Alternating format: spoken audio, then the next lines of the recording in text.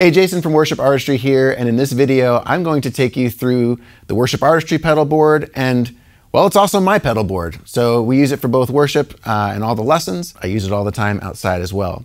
And if you've seen any of my tutorials, you know that I work hard to try and get a decent sound that matches the album. And so with all those 700 songs, this board is able to get me all those sounds, which is great.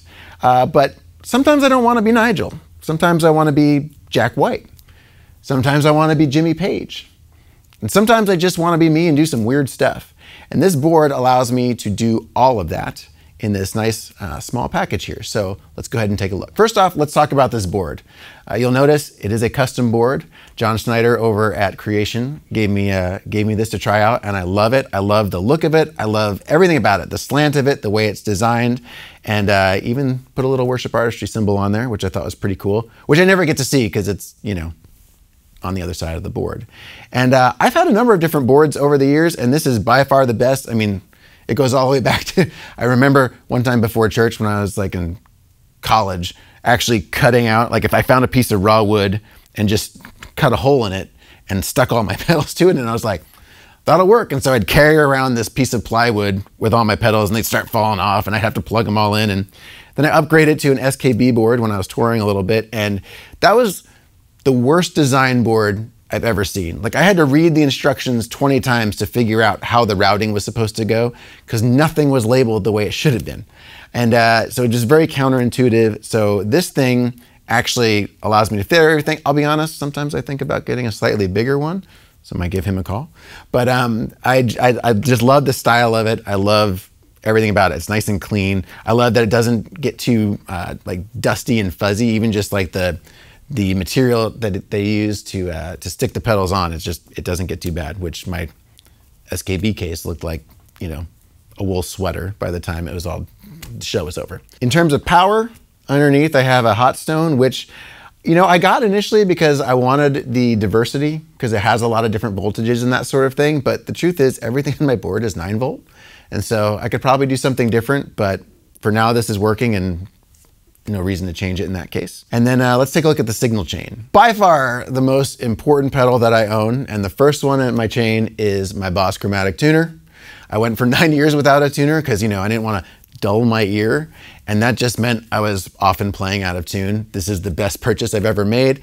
And when it comes to Boss pedals, you know, I know they're kind of older, they're not all that sexy, but ultimately I can take this thing and throw it against a wall 30 times and it'll still work. Up next, the Keeley Compressor Plus, which I love. We'll talk about that later. From the compressor, I go into the volume pedal, which this is actually new on the board. This is the one that I've been using forever. And remember, when we get to 100,000 subscribers on the YouTube channel, somebody's gonna win this giant little alligator.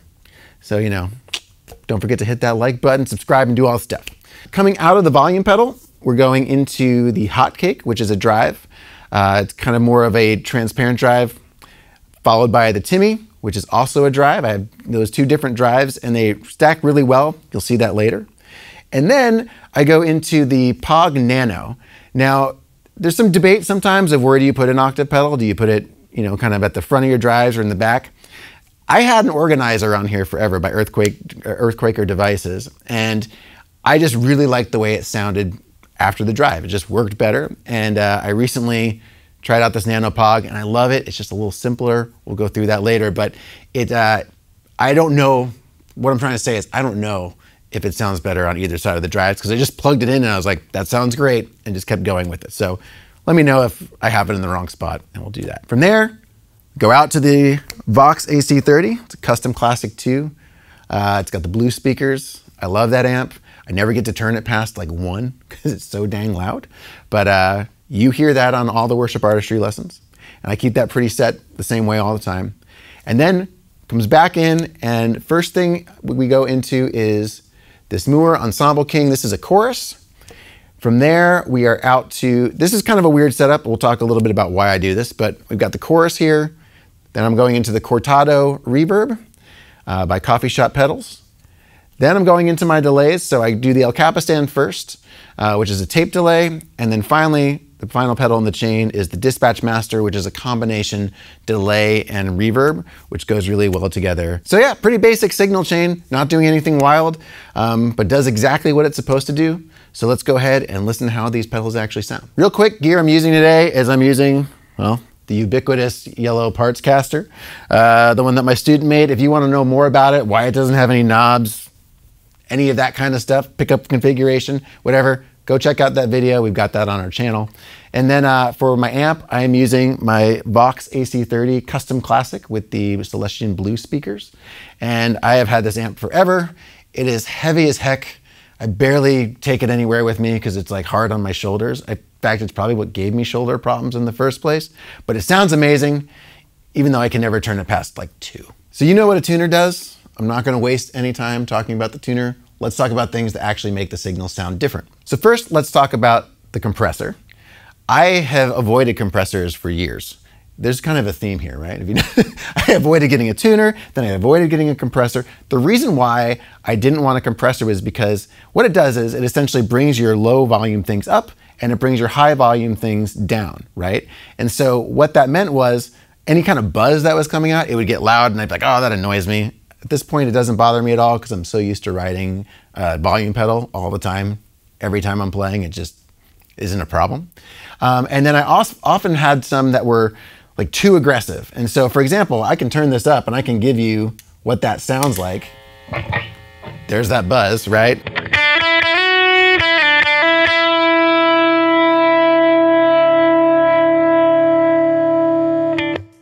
We could have been there a while. So great if you want to play, if you're playing slide guitar or you're doing stuff with feedback, or it's great for Nashville playing if you're a chicken picker.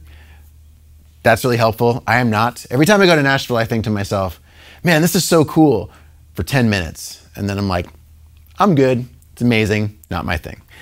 So I don't want to do that with my compressor. But what I like about this compressor is the magic of this blend knob. And so I'm going to turn the sustain back. All these words actually make sense to me when I look at them. I can control the level, so I can push my amp a little bit more or have the tone. So let's see here how I normally have this set. Here it is without the compressor. And then with.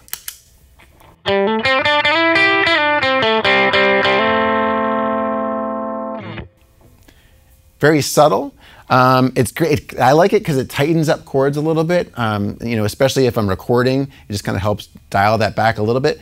I rarely ever go past like 11 o'clock on the blend, but it just adds that little something that you almost feel it more than you hear it.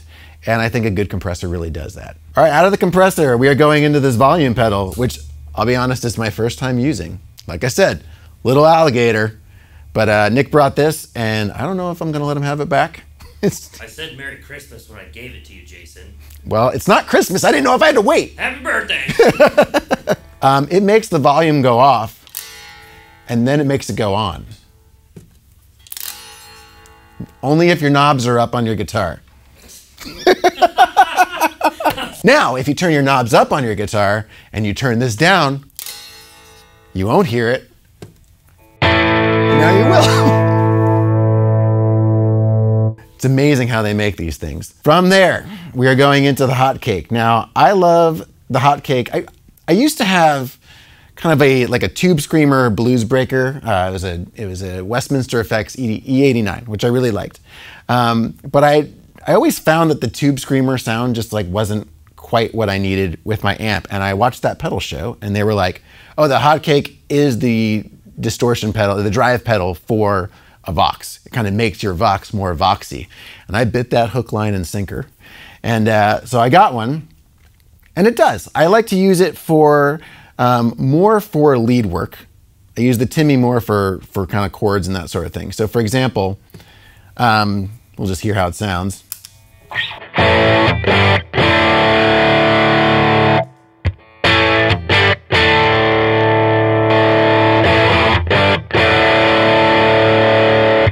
It still kind of has that furriness of the Vox.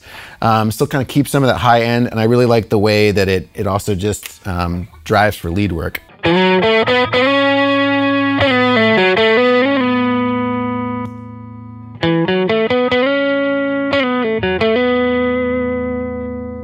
that's what I use it for when I'm doing like worship things or just kind of like basic rock. What I like about this pedal is you can go bananas with it. And if you just crank up the drive and give the level a little more presence.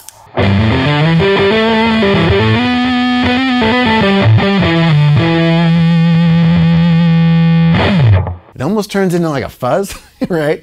And so you can just kind of get some wacky stuff out of it. I love pedals that do weird things. So that one, it kind of cuts out, it drops volume a little bit in different spots, and just like, perfect. That's exactly what I want. Next up, we have the MXR Mini Timmy. Now the Timmy is obviously like a famous drive pedal. And I watched a number of videos because I was like, do I need to wait 2 years and get the real one? Or can I just get the cheap MXR, the inexpensive MXR one? And the answer is definitely the MXR. It was very inexpensive. I got it like 2 days after ordering it. And I listened to enough videos that I went, I don't know if that 1% difference is really worth the wait.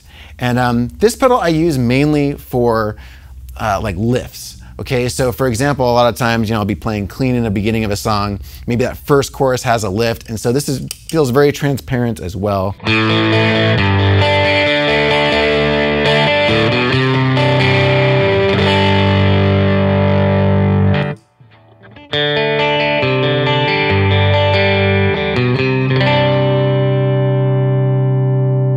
Now, where I like to use this is usually kind of lifts throughout the song, right? So a lot of times the song will start out nice and clean, but then I want to add a little bit of drive. I use it a lot for chords. It sounds great. And then also works as well on just like rhythmic lead type of things.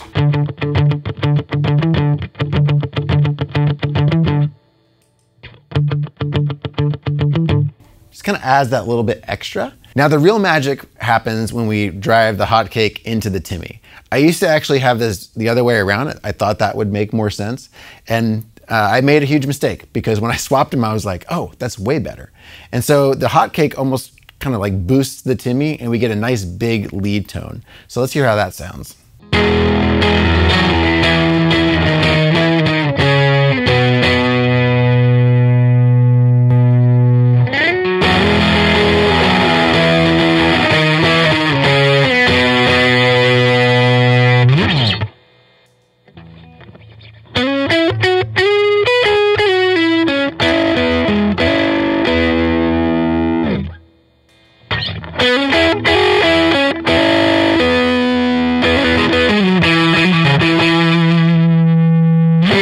Okay, on to the POG. Now, I had an Earthquaker Devices organizer on this board for a very long time, and I loved it.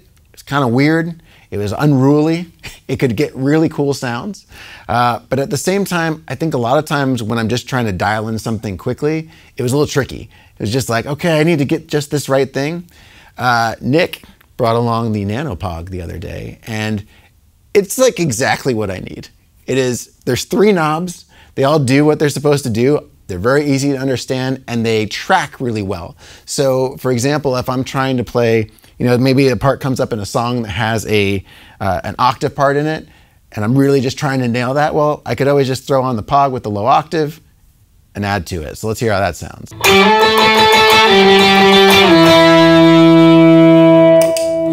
Like I said, sometimes I like to be Jack White.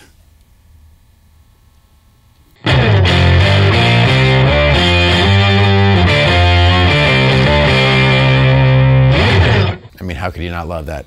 And then even just adding just a real gentle low octave underneath, sometimes it's helpful in a church situation. If I don't have a bass player, sometimes I'll actually play.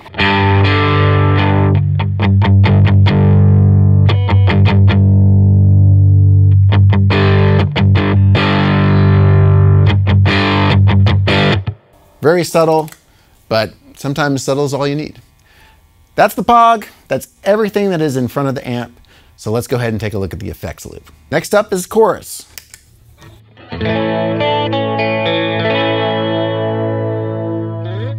It actually cracks me up that I have a chorus on my board because when I first started playing guitar back in the 90s, every like Sam Ash employee would come in, long hair, and just be like, yeah, dude, you need a distortion and you need a chorus.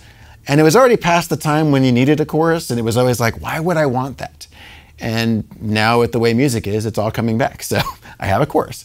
But I didn't want like a super fancy chorus because I didn't want it to be all about the sound. I actually liked the more retro sound. It's kind of ironic.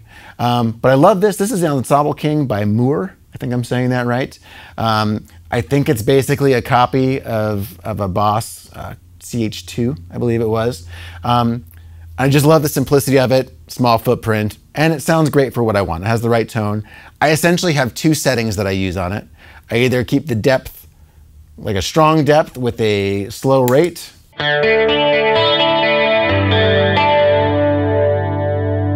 or I'll go a fast rate with a shallow depth.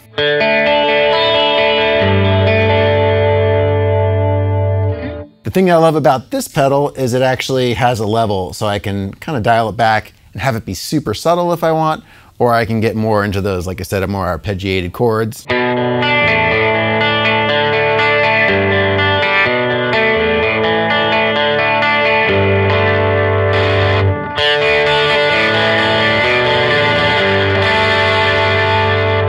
We were only freshmen. Yeah, so very simple chorus. I know there's all kinds of things you can do with stereo and whatever, but this one does just fine for me. Up next is I've got the Cortado Reverb. Now, ever since Nick got here, all of a sudden on my pedals, I'm just getting more and more pedals, right? This one came from Nick because I was like, man, I could really use like a second reverb because I need something when I really want a big, loud, like hall reverb. So essentially I have two settings that I use with this. So just with the way the knobs are set right now, I have a real light spring reverb on the amp, and then adding this just gives a little more. So here it is without.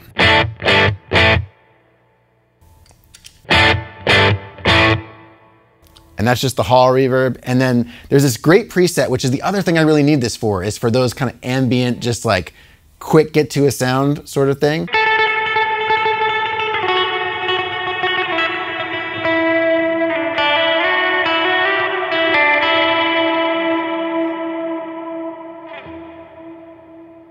Very cool, very simple, easy to use. I like it. That's the Cortado. Now that is going into my El Capistan delay. Can we just take a moment to just appreciate how much I love this pedal? I know that there's a million delay things out there, all kinds of combinations you can do. I love a pedal that just does one thing like really, really well.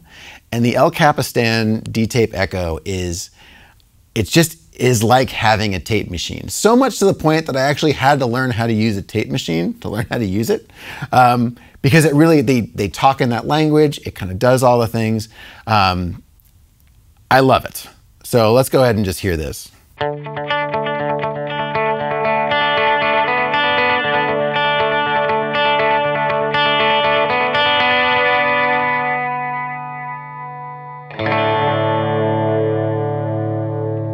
This is one that I play with all the time. So I could show you, oh, here's kind of my basic setting, but the truth is I just use the tap tempo and I'm always messing with it. I'm changing the tape age, I'm changing the repeats. I love to use it as like a pad underneath. You can bring the tape age up, go long repeats, and then the mix down.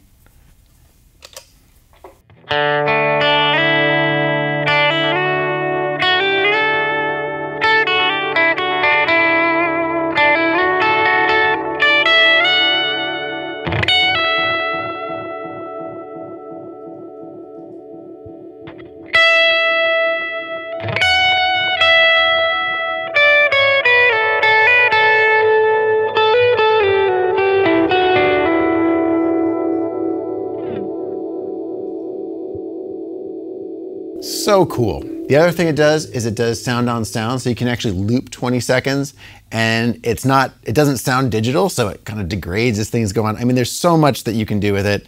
I love this pedal to death and I use it every chance that I can get. And that's also why, actually, the reason why that I have the Cortado before it is because when I do use this for sound on sound and I'm looping and that kind of stuff, I don't do that in like church or anything, but when I'm sitting at home doing late night sleepy guitar loops, the problem is you lose the functionality of the Strymon when it's doing the looping in terms of having other effects. And so that Cortado allows me to do some really cool stuff. and still play over the top of it without affecting it too much. And finally, the longest tenured pedal on my board, besides the tuner, and that is the Dispatch Master, which is a great combination reverb and delay. And I jumped to this from having, I had a Boss DD3. In fact, you can actually find my DD3 like demonstration. It's still like one of our most watched videos on our channel. So if you're dying to know what that's like, go check that out. But I had that, and I had a Holy Grail reverb, which took up like half the space on my board. And the thing about the Boss was I actually didn't do it. I never tap tempoed with it or anything. There was no tap tempo. I just kept things set the same way. I had it on like the third like amount or like length. And then I had the effect level set at about 11 o'clock, and then I had the delay time set at about 1 o'clock. And that thing just stayed on all the time. And I loved the subtlety of it. It never got in the way. It just always made my guitar sound bigger. The Dispatch Master is kind of that. It doesn't, you can't time it. I mean, you can if you take time. I use it in videos, and so I can dial things in. Sounds great with the El Capistan. But I just love how easy it is to just get a very simple sound. So I've got, here's kind of how I normally use it.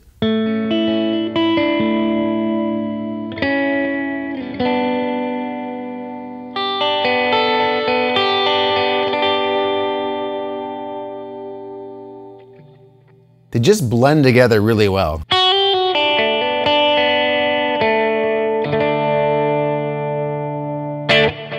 Little bit of delay in there, some verb, and I play around with that a little bit. You know, sometimes you can also just turn the delay off, which is nice. So sometimes if I just want to mainly use the El Capistan and the Dispatch Master together.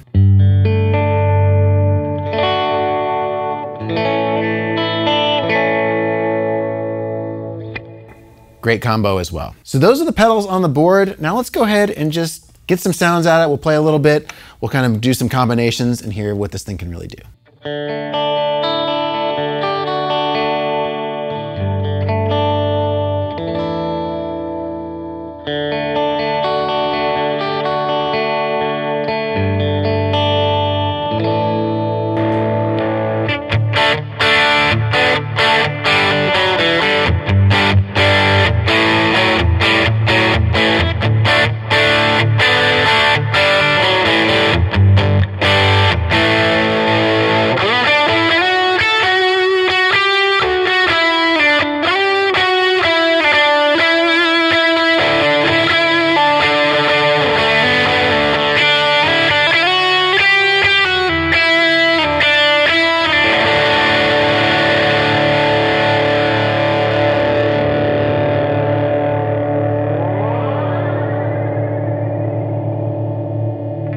So that's the board, and obviously you can do a bunch of weird kind of things, but you can also do just very simple things that work for everything. It's just it kind of handles everything, and the thing that I love about it is each one of those pedals helps me be creative. I like messing with knobs. They inspire me to play. It's not about finding some difficult, bar that you have to reach that you can only do this with this level of pedal. I mean, I run in mono. I like mono. I think it sounds great. If you don't have a stereo set up, that's fine. You can still do cool things. Stereo is also super cool. If you got a couple amps, great. I run the effects loop. You don't need to. I was in a position once where my band was showcasing for a label, and they got us an amp and it didn't have an effects loop, and I was panicking, and then realized, oh, I just need to turn some of the timing effects down, and it worked just fine. So very versatile, very fun to play with, inspires me. I hope you have something that inspires you. So subscribe, ring the bell. I think you know what it does. If you don't, maybe give it a shot. Maybe if you ring it, this pedal will show up at your doorstep. Maybe, you don't know. But please do that. And then if you actually want to learn to play songs and see these pedals in action on over 700 songs, you can check out Worship Artistry, where we do detailed tutorials for electric guitar, acoustic guitar, as well as other instruments in your band, so that you can actually know what you're doing when you're playing with these pedals and actually play well on Sunday. Thanks for watching. We'll see you next time.